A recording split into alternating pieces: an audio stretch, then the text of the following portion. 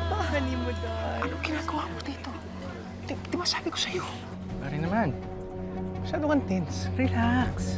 Siyempre gusto ko makita yung kaibigan kong kasal ulit. Pare, huwag ka maingay. Ano ka ba? Kasalanan ko, pero ang nagbabayad, anak ko. Advance ka na namang mag-isip. Eh baka naman hindi talaga alam ni Vero na anak mo si Clarice. Nandito na ako.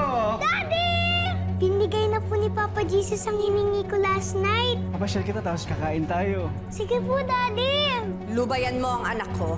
Alam mong anak ko si Clarice, di ba? At pinahihirapan mo siya para pasakitan ako. Huwag ka nga praning. Kung alam ko, noon pa na anak niyo ni Mario si Clarice, di sana noon ko pa siya iniwasan. Kahit pakaaway ang tingin ko sa'yo, hindi ko idadamay si Clarice sa away natin. Relax ka lang. Mag-ama yung magkasama. Pwede naman siya magpaalam sa akin. Pwede naman niya akong kausapin ng maayos. Wala na talaga siyang respeto sa akin, Uncle eh. Hindi aso yung anak ko na pwede mong dalhin kung saan at kung kailan mo gusto. Teka lang, ano ba problema mo? Ilalabas ko si Jade kahit kailan, kahit anong oras. Dati niya ako, Clarice. Tatay naman naloko. Bakit ikaw? Hindi ka nagloko? Tama na po! Kausapin mo si Clarice. Sabihin mo sa kanya ang totoo kung ano kayo sa buhay ni Mario. At sabihin mo rin sa kanya kung ano si Veron sa buhay niya. Nako, ayan na naman ang problema ng buhay mo. Kung ako sa'yo, huwag mo na sagutin yan. Hello. Gusto ko lang malaman kung gusto mo na kausap. I'm free. Chill. Very good ka dyan. Umiwas ka sa tukso. Delivery po para kay Miss Laura Santos. Veron, galing kay VRS. Para kay Mama.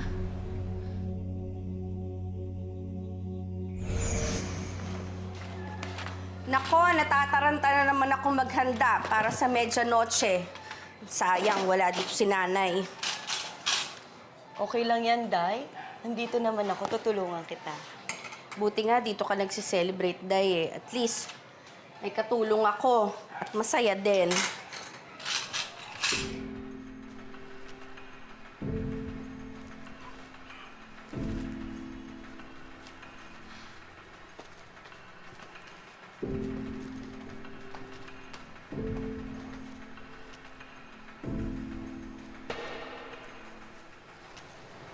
Ma? Ma, may delivery po sa inyo. Galing kay VRS.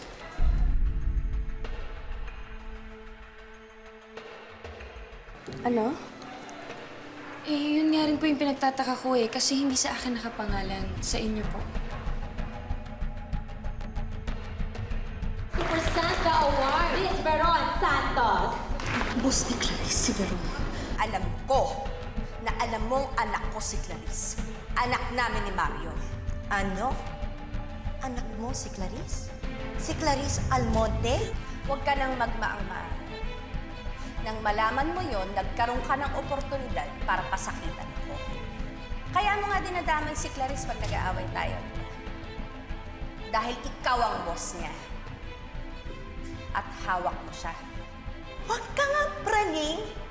Alam mo, hindi ko idadamay yung anak mo sa galit ko sa'yo.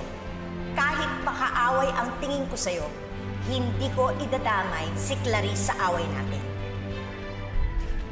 Naku, baka naman inaalam lang ng boss mo yung pamilya na empleyado niya.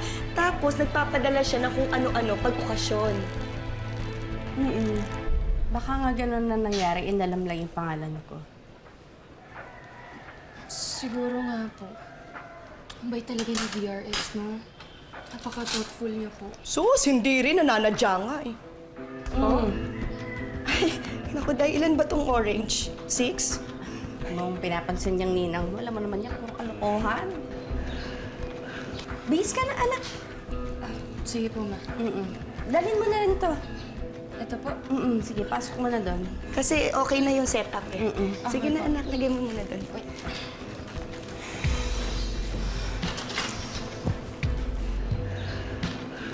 Ikaw, ha? Buti ka na naman madulas. Mahuli tayo niyan eh. Pasensya na, Day. Pinagpawisan nga ako eh. Nadulas lang. Alam mo naman tong bubig ko eh. Walang preno. Pero alam mo, tama ka.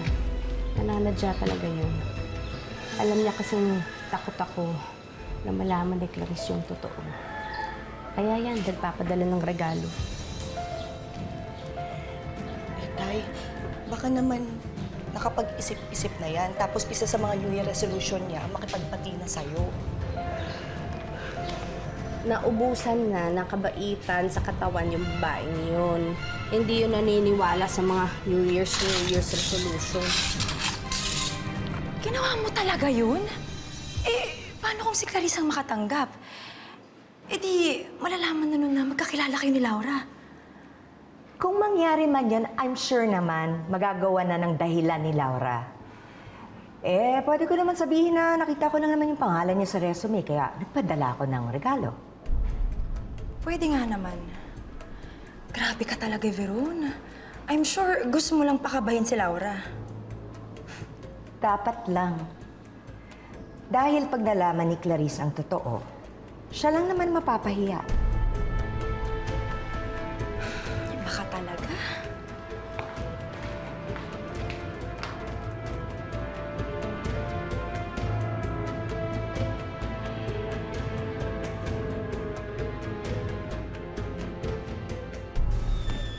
Happy New Year! Happy New Year!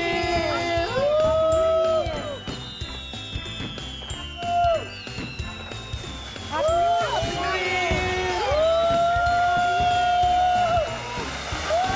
Happy New Year!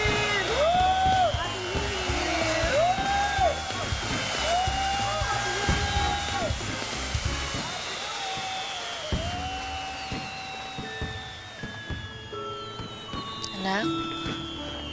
Oh, bakit ka malungkot? Namimiss ko na po si Daddy. Diba last year, kami po nagsinda ng fountain? Hindi pa po ba't uuwi dito si Daddy? Hindi ko pa alam, anak eh.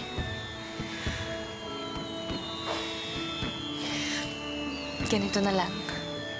Gusto mo ba tayo na lang magsindi ng fountain? Sige po, Mami! Sige, dali, tara.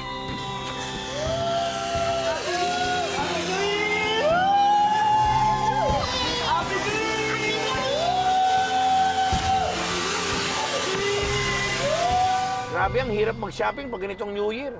Ang haba ng pila sa bayaran, tapos ang traffic pa. Bakit ba malungkot ka? New Year ngayon hindi Semana Santa.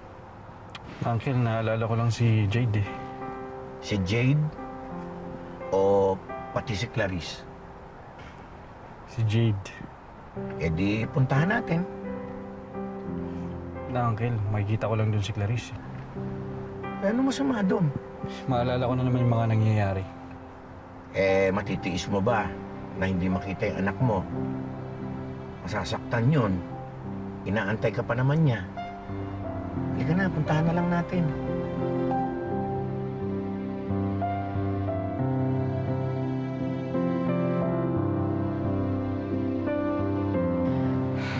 Sorry talaga, Veron. Hindi ako pinayaga umalis sa family reunion namin.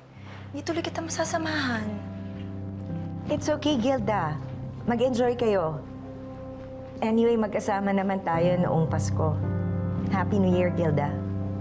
Okay, sige. Happy New Year!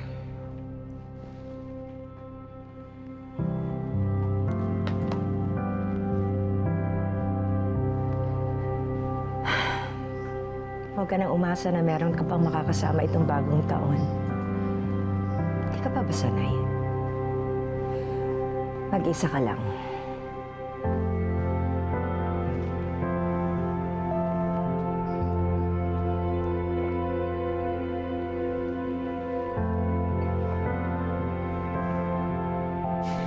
Baby!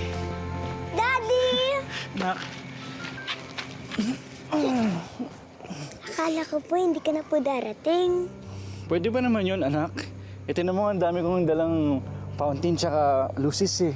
Talaga po, Daddy? Pero, Daddy, kahit wala naman po yun. Basta, kasama namin ikaw. Mami, okay na po yun. Sana, wag ka na pong umalis, Daddy. Sana, lagi na lang po tayo magkakasama ni Mami forever.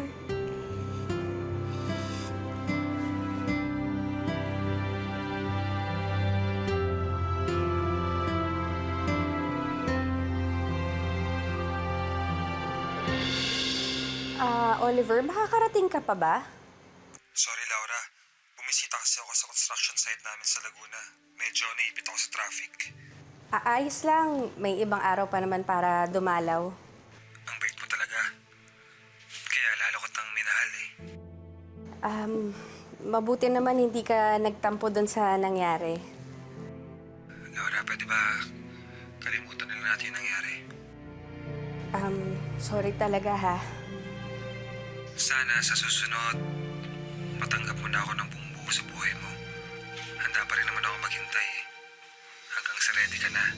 Hanggang sa ma-realize mo na wala akong ibang intensyon kundi ang mapasaya ka, Laura. So paano? Happy New Year na lang. I love you. Happy New Year din, Oliver. I love you too. Sorry ulit ha.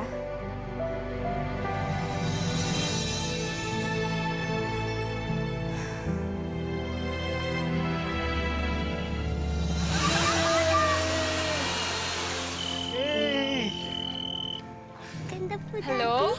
Clarice, mabuti naman sinagot mo yung tawag ko. Gusto ko lang sanang batiin ka ng Happy New Year. Mare, pasensya na. Ang kulit kasi nito ni Xander eh. Nagatid ng pagkain dito sa bahay, tapos nang ulit. Tawagan ka daw namin. Okay lang yun. Happy New Year, guys! Happy New Year, Mars! Galit ka pa ba sa akin? Xander, pwede ba huwag na muna natin pag-usapan yung problema?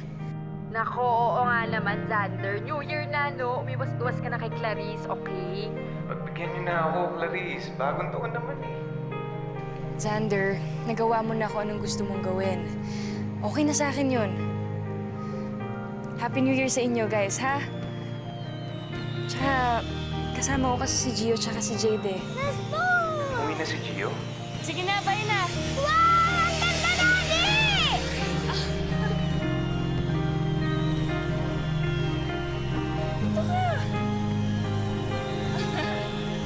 Ang ganda po!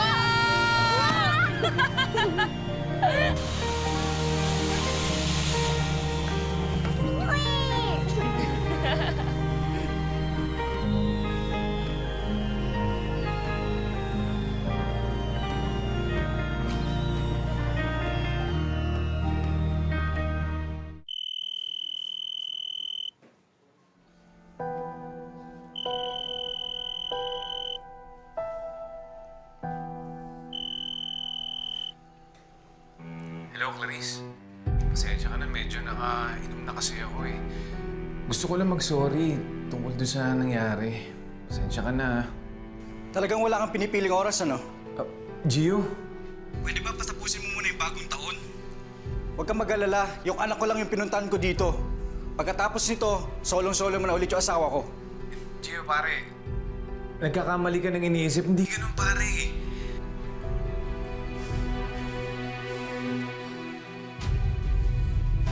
Gio! Hello? Gio?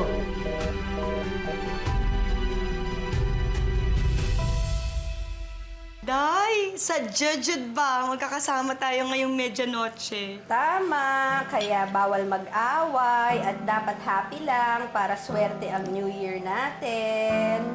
Oh, Jade, ano gusto mo, anak? May gusto ka? Ano, Clarice?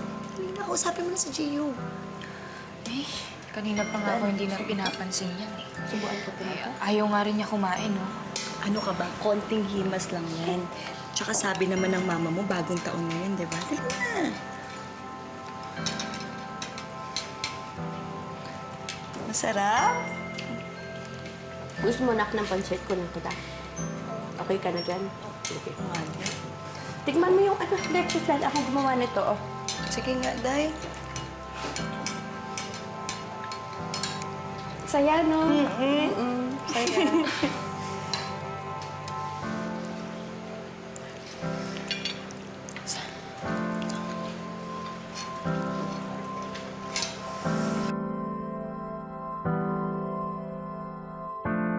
Day, kalami kaayo ng mga niluto mo. Thank you. You're welcome. Ako nga rin, Day. Busog na. Nahirapan ako tumayo. Ay, naku, sakit sa tiyan, Day. Magpapaalam na po ako. Happy New Year na lang po. Aalis ka na? Happy New Year, oh. Maraming salamat sa pamedyo noche. Ingat ka, anak. Gio.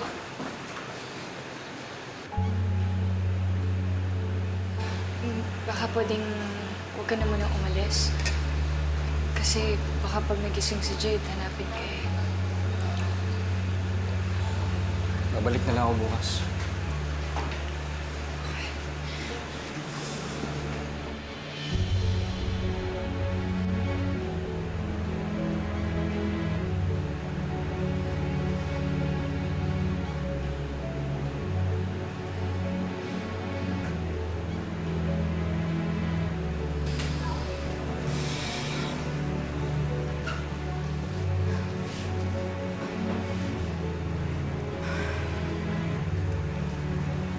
Kain pa ako, Day. Sige lang, Day. Gusto mo, Day, magbalot ka na din. At mukhang wala ka namang kakain. Sige, Day. Alam mo, si Sander naman pala yung tumawag. Walang malay si Clarice doon. Kahit na, Uncle. Isa lang ibig sabihin nun, sila pa rin. Hindi ka sigurado dyan sa sinasabi mo, pamangkin. Nag-usap na kayo ni Clarice. Alam mo, New Year na. Mabuti pa, ayusin nyo na lahat yung problema na yan para pagpasok ng taon, maayos na ang lahat. Wala na kami dapat ayusin, Uncle. Hanggang dito na lang kami ni Clarice. Alam mo, huwag kang magsalita ng ganyan. Hindi lang si Clarice ang masasaktan mo. Pati ang anak mo, si Jade, masasaktan mo rin. Teka na, bumalik na tayo doon. Uncle, bumalik kayo kung gusto nyo dun. Pero ako, hindi na ako sasama sa inyo. Ayoko na.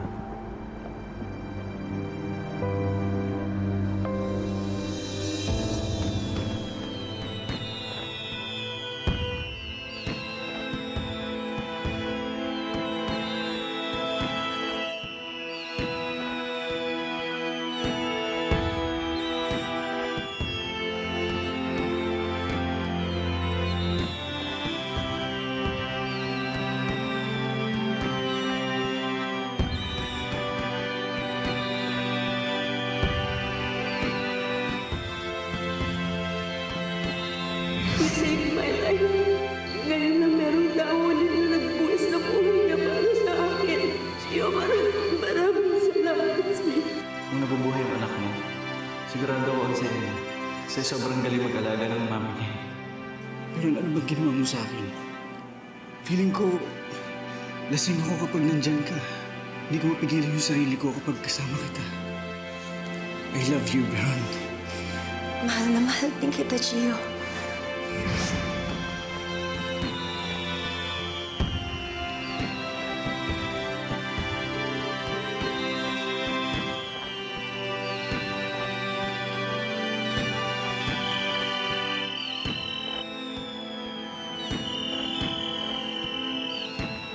Hello? Hello, Gio. I just wanted to wish you a Happy New Year. Sorry ha, tumawag ako. Happy New Year, Beron. Mag-isa ka lang ba? Pwede kang pumunta dito. Oo, Beron. May kasama ko dito, si Uncle Mark. Nandito. Gio! Halika na, mag-inuman na tayo, Gio! Happy New Year! Sige, Beron. Nandito na si Uncle Mark eh. Happy New Year na lang ah. Sige, Happy New Year ulit. Gio, basta pag may kailangan ka ha, nandito lang ako. Sana huwag mong mamasamain yung pangangamusta ko sa'yo. Gusto ko talaga maging magkaibigan lang tayo. Okay, sige. Thank you, Beron. Happy New Year.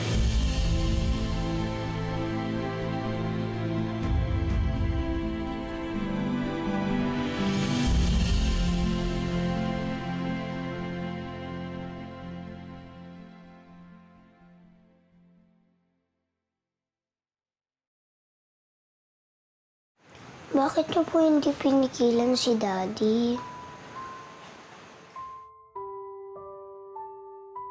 Eh, anak, nagmamadali kasi si Daddy mo eh. May aasikasuhin daw muna siya. Pero nag-promise po siya sa akin na hindi mo na siya alis. Bakit po ganun, Mommy? Ayaw na po ba sa akin ni Daddy?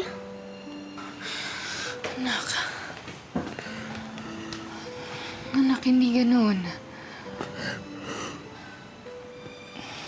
May problema lang kami ng Daddy mo. Pero hindi ka naman damay doon eh. Kasi mahal na mahal ka ng daddy mo.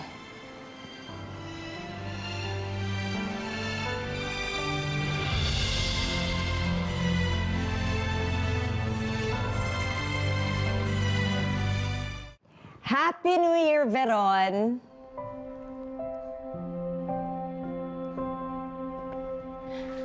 Sorry, I'm late! Oh, you made it! Hindi mo ako natiis, ano? Oo naman, no. Basta more promotion sa year 2020. Oo naman. Happy New Year, Gilda! New Year! Come on, let's get Halika your na, drinks. sasabayan na kita. Oh, Jade! Jade, anak, ba't ka naman nandyan? Halika dito. Happy New Year, baby! Happy New Year, Mommy. Happy New Year, Lola Nina. Happy New Year! Happy New Year. Happy New Year, nak. Happy New Year, Mama La. Mommy, sana kasama natin si Daddy.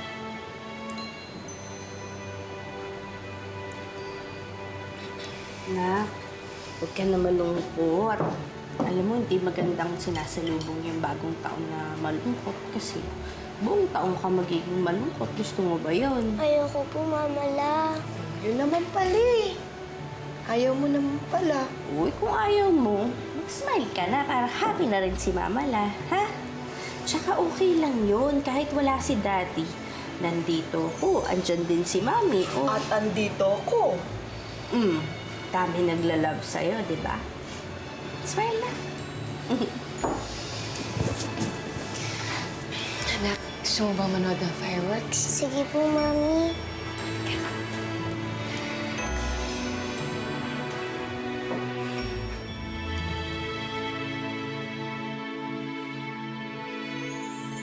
Iwan mo naman yung beer mo. Tayong dalawa lang yung mag-iinuman dito ngayon eh. Cheers, cheers.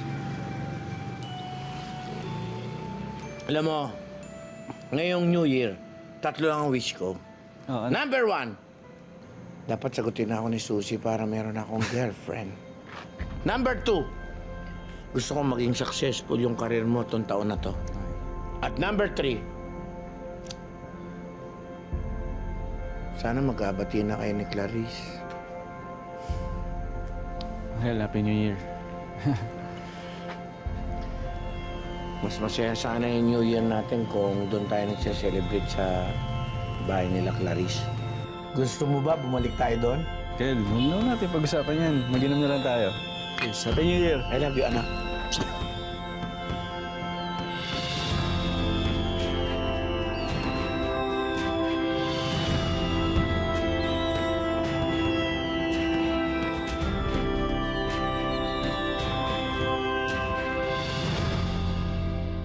Ay, salamat. Diyos ko, natapos din tong seminar na to. Grabe, sobra yung inip ko. Hoy, huwag ka naman ganyan. Baka may makarinig sa'yo. Sheila, guys.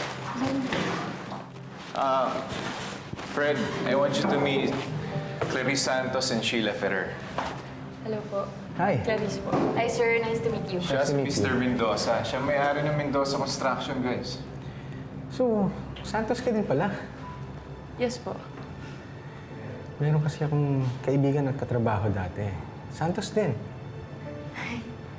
Grabe, no? Ang dami talagang santo sa Pilipinas. Yes, you're right. Ano pong pangalan ng kaibigan niya na Santos din? Mario. Mario Santos. Mario Santos? Mario Santos din po yung pangalan ng papa ko. And sabi po ng mama ko sa construction company din po siya nagtatrabaho noon. Well, it's a small world. But I'm glad at nagkaroon pa pala ng anak ng kaibigan ko si Mario. Ang alam ko kasi, nagkahiwalay sila ng wife niya noon. Nagkahiwalay po ang mama at papa ko.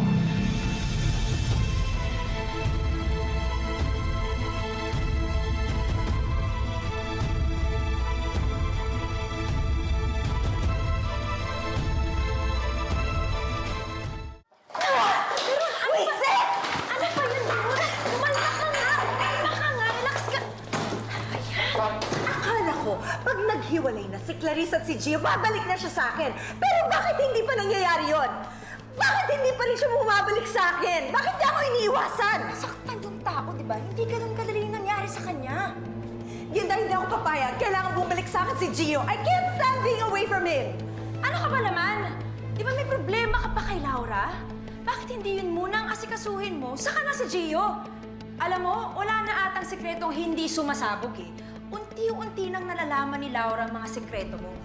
Eh paano pag nalaman niya na lahat ng plano mo? Kaya nga pinipilit kong maniwala si Laura sa akin na ayoko ng gulo.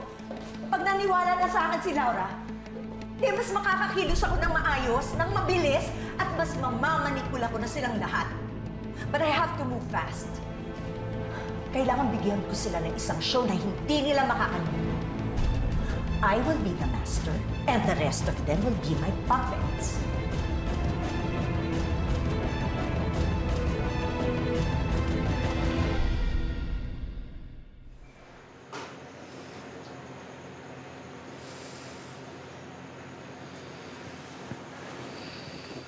Tulog na si Jake. Pahinga ka na din.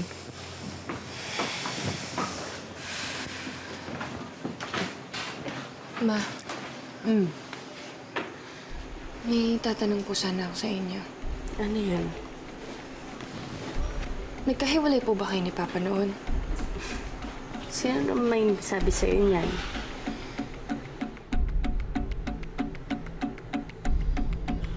Si Fred Mendoza daw po. Yung kaibigan daw po ni Papa.